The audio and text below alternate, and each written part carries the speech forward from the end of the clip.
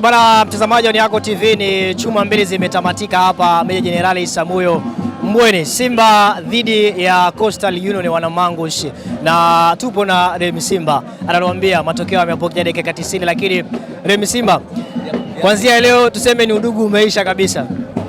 Bwana, kwanza namshukuru Mwenyezi Mungu kutufikisha siku ya leo. Ni siku ambayo tulikuwa tunaisubiria kwa hamu na mali kwa ajili ya kuja kuendelea kuokota alama tatu muhimu za kuweza kutufikisha katika kilele cha kukaribia kwenye kombe la NBC ambalo tangu NBC imeanza kudhamini kombe hili kama Simba Sport Club hatujafanikiwa kulipata hata mara moja. Amekuwa akilichukua mpinzani wetu Young Africans, lakini kwa safari angalau kidogo tunapambana. Tunaona ni jinsi gani wachezaji wetu wanajitoa uwanjani kwa ajili ya kuhakikisha msimu huu basi kunako majaliwa ili kombe linakuja katika viunga vya Msimbazi.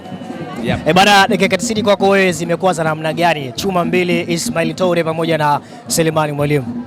Yeah, of course, kwa matokeo yaliyotokea ya magoli mawili kwa bila dhidi ya Coastal Union ni jambo la kumshukuru Mungu, kwa sababu Coastal Union ni timu ambayo huwa tukikutana nayo huwa tunapata matokeo kwa shida sana. Tunanyima ubingwa. Hatujawahi kupata matokeo kwa Coastal Union kirahisi, haijawahi kutokea, na kila mmoja ni shahidi, wapenda mpira, wafuatiliaji wa soka wanajua kabisa na wanaona ni jinsi gani ambapo huwa tunachukua alama tatu kwa Coastal Union. Lakini kwa siku ya leo tumeweza kupata alama tatu kwa magoli mawili. Ni kitu ambacho tunamshukuru Mwenyezi Mungu. Wamecheza mpira mzuri, jambo la kushukuru. Kwanza wachezaji wote wamecheza kwa discipline, upande wa Simba Sport Club, upande wa Coastal Union. Naamini walimu wao katika viwanja vya mazoezi wameweza kufanya jambo kubwa, na ndio maana wameweza kucheza mpira huu leo ambao kila mmoja ameufurahia. Kikubwa zaidi, hakuna mchezaji yoyote aliyotoka kwa majeraha katika upande wa Simba wala upande wa Coastal Union, ambao ni jambo ambalo tunalifurahia sana, ambalo linatuweka vizuri kabisa pia katika kujiandaa na mechi ambazo zinafuata mbele yetu. Baada ya hapa sasa, pengine kiporo kishamalizika, lakini mna mechi na Azam FC. Pengine matokeo haya yanatafsiri nini kuelekea mchezo mkubwa ambao watu wengi pia wanaotazamia? Pia ni katika mchezo ambao pengine utaamua, wanasema duru la pili la kuamua nani anabaki, nani anaondoka katika msimamo wa ligi kuu ya NBC. Pengine matokeo haya yanatafsiri gani kuelekea mchezo na Azam FC? Kwa upande wa Azam ni kiri kweli ni timu ambayo inacheza vizuri na wachezaji ambao ni quality players ambao wanafanya vizuri katika ligi ya NBC, lakini yote kwa yote niseme kuna mechi mbili mfululizo ambazo ametufunga kama Simba Sport Club. Though niseme kwamba haiogopi Simba.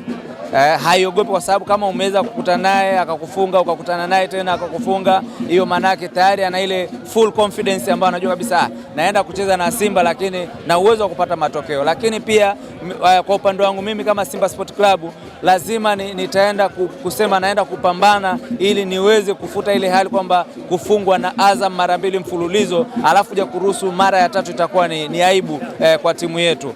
Kwa hiyo kivyovyote vile wachezaji wangu ninaamini, na upande wa mwalimu lazima ataenda kuzungumza na wachezaji wangu katika uwanja wake wa mazoezi kuhakikisha kwamba tunapoenda kukutana na Azam wajue kwamba hii Azam ni kubwa, Azam ina wachezaji wenye uzoefu, Azam ina wachezaji ambao tayari wana confidence wakiwa wanaamini kwamba Simba tuna uwezo wa kumfunga, tofauti na timu nyingine ambazo tunakutana nazo ambazo zinakuwa zina hofu kwamba Simba ni timu kubwa, kuifunga inakuwa ni changamoto. Lakini kwa Azam hapo walipofikia na kutufunga kwake mara mbili mfululizo, kivyovyote atakuja ikiwa na confidence ya hali ya juu.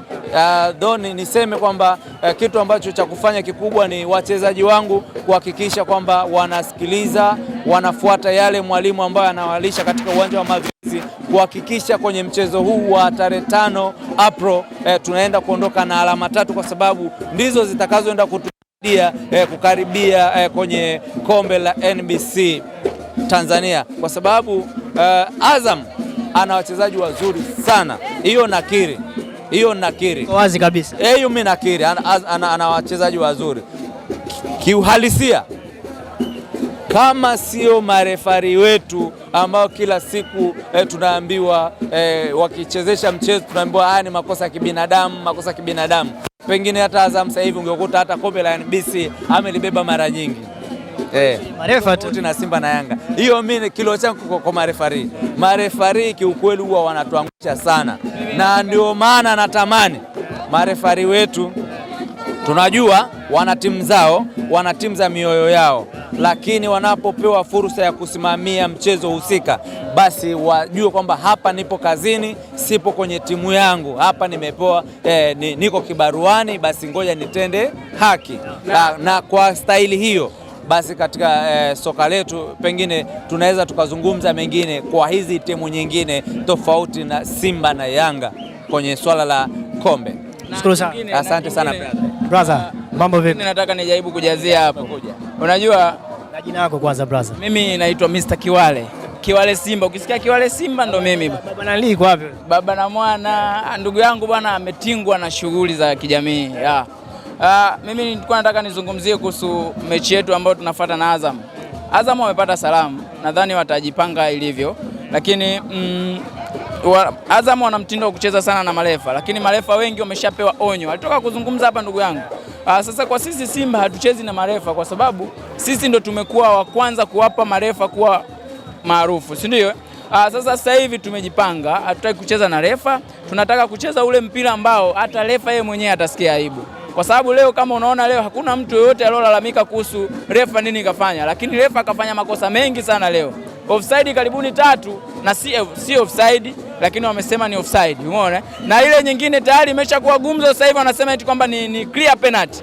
Nothing. Kwa mtu anajua mpira akiangalia vizuri, anaona kabisa hamna kitu chochote kwa sababu Ismail Tura alimkwepa kabisa yule striker. Amemkwepa kabisa, lakini bado akawa anajileta, anaitafuta penalty kwa nguvu.